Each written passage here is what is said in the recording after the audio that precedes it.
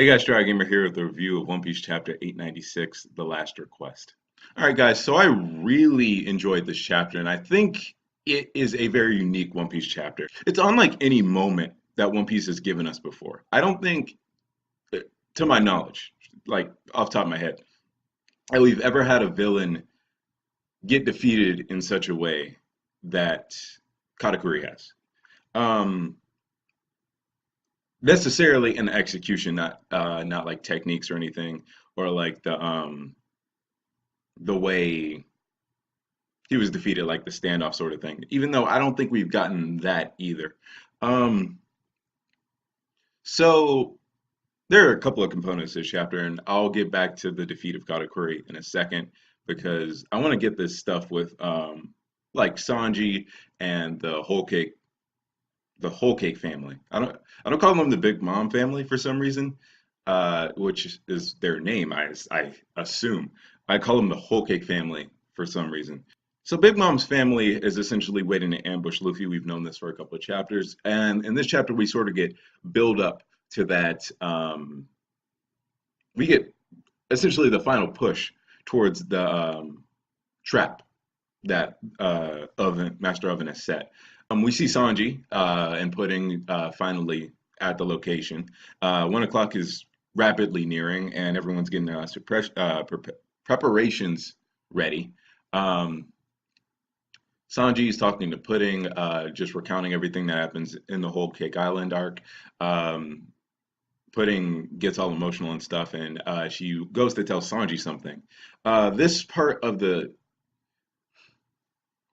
This part of the chapter felt a little strange to me. Well, not strange.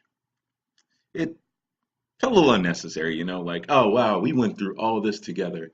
But well, I assume that this is the last, given the way that this was executed, that we won't be seeing Pudding for a while. That Sanji and Pudding won't be seeing each other for a long time, due to how this was set up. Like if she was going to come with Sanji on the crew, which may be the request that is in the title, that she's wanting Sanji to do. That she can go on the trip with them, that she can leave with them like Lola did, which actually makes a lot more sense now that I think about it. Like, since Lola went to go find her own husband, maybe Pudding will go with Sanji to on the Sunny. So like sort of mimicking what Lola did, running away. Since she doesn't like Big Mom, like I don't think that's one thing about this arc that's so interesting. Like Big Mom has set up this world to be where everyone's happy and stuff, with all the different races and stuff. But she hasn't really taken care of discrimination. She hasn't really gotten rid of that. So instead of it being this paradise for a bunch of races, it's more hell for a lot of races, really. Everyone, a lot of people are still seen as different. A lot of people are still attacked for their differences. And I don't think Big Mom really understands that. And that sort of adds to her villainy, even though at times she seems whimsical and nice, even with that little hint of pirate evil, But her intentions, her desires are laced with a bit of malice. I don't think she intends for everyone to be this happy, but that's what it ends. That's the end result. Anyway, so that's so I think Pudding may want to go on the Sunny with Sanji, um, because I honestly can't think of anything else that she wants she wants out of Sanji. Unless she wants him to like not hurt any of her brothers and sisters, maybe that could be it. Um, I'm not really good with theorizing. I don't really like it. So I don't really know about stuff like this. I just take the story as it is. So we cut back to the conclusion of Katakuri and Luffy's fight. Um, to me, it looks like Luffy hit Katakuri like right before Katakuri's attack landed, and that's why his is a bit above Luffy. So I think that's what happens there. That's what happened there. So Katakuri falls over, Luffy falls over the ground below Luffy gives out, so he's like buried underneath rubble. and they're both knocked out for about, I think it is, it's 10 solid minutes. Yeah. So Luffy gets back up. Luffy wakes back up and he's like, "Oh, what time is it? Did I miss the deadline?" And then Katakuri is just standing over him in this absolutely wonderful panel, really showing how large Katakuri is. And that also, I'll bring that up later in a second. Um, so Katakuri essentially asks Luffy, "Hey, are you gonna come back here and try and beat Big Mom? You know, like after beating me?" And he's like, "Hell yeah, I have to do that to become king of the pirates." And Katakuri says something really great. He says, you know what he says? As he says, "You're looking pretty far into the future, you know." And then like he just falls on his back, you know, um, which is to me one of the most emotional moments that One Piece has ever had with a villain. You know, that's where this uniqueness comes from. The ending of this fight is very quiet. Now, One Piece and shonens in general are very loud. They're very bombastic. They're very over the top. But this chapter of One Piece, for defeat of a major villain, or not a major villain necessarily, but a villain as strong as Katakuri. You know, it's not played up for, yay, Luffy did it. It's more like, yeah, Luffy did that. Luffy beat that man with the billion berry bounty. Fuck you, Oda. Um, so yeah, like that's how it's presented, and it's presented wonderfully. It actually reminds me a lot. Saying that, I am reminded of Um, wow. Zoro versus Mr. One, which is one of my favorite fights in One Piece. I think it's my favorite Zoro fight. And the episode was handled beautifully, and the ending to that, like with the ending to I don't remember the episode number, but the ending to it where like Zoro just like passes his sword through some leaves and then he cuts through a rock like in the same motion. It's absolutely beautiful.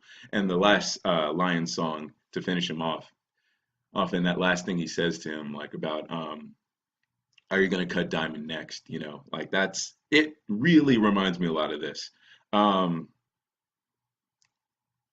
and the panel with Katakuri on his back, you know, before Katakuri was all about well, first I'll get into that in a second, but the size of Katakuri in that panel too like is fantastic, and it really just adds to that uh thought of Luffy defeating someone massive, not necessarily only in size, but in strength and significance, you know.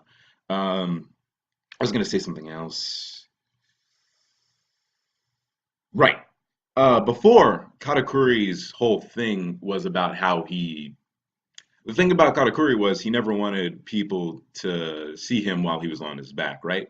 So, I mean, like, that was the whole thing with the donuts. He killed like five of those people because they saw him on his back. He's willingly doing it in front of Luffy, sort of a sign of respect, a sign of, yes, you have beaten me, you are stronger than me, you know, because like he had to keep up the appearances that, you know, he was the strongest, he was indestructible, he was unbeatable. But now he doesn't really care about that, you know, he cares more about his honor as a warrior and giving props to Luffy, you know. And I think that's another reason why this panel's fantastic, you know.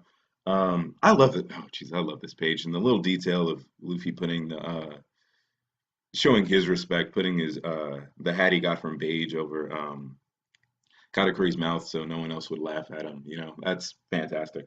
At the end, before I forgot to mention, there was some stuff with Beige.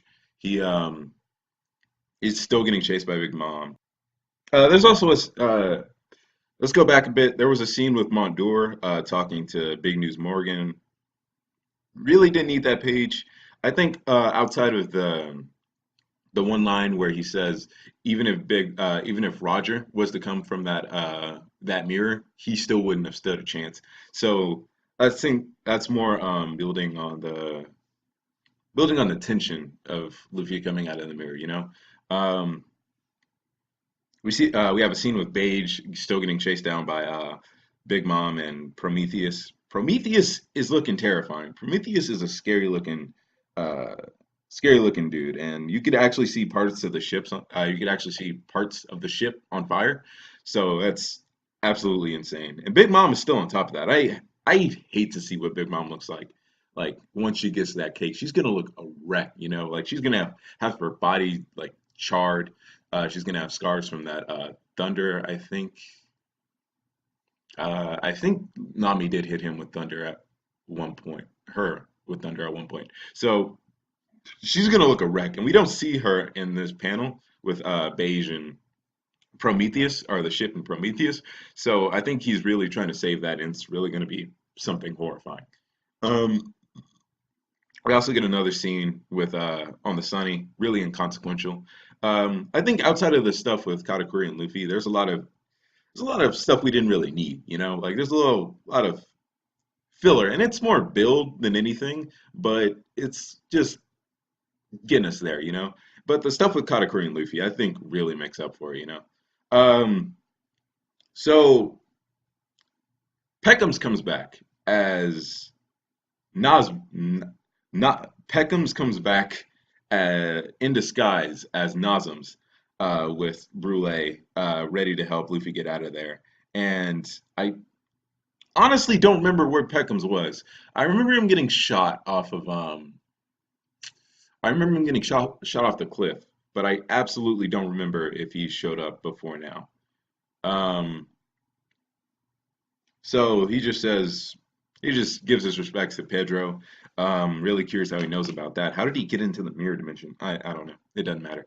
It really doesn't matter. And we get like one last panel of the like all the Big Mom Pirates, that's what they're called. Like getting ready to attack Luffy as he comes out. So that's the end of the chapter. Like I said before, it's fantastic. I still believe it's it's not very One Piece. It's not something One Piece has done in a very long time. Like I said with Zoro and Mr. One, I think that was the last time we got anything similar to this. Um, but I still think it was a fantastic moment. In the sense of it being atypical for One Piece, I'd see it in something more like Kingdom. You know, like it reminds me a bit of Shin versus Rinko, and how it felt when Shin finally got him. But I honestly can't think of anything else in One Piece that's like this, you know. So I really enjoyed this chapter. I don't really care what you thought. No, I'm kidding.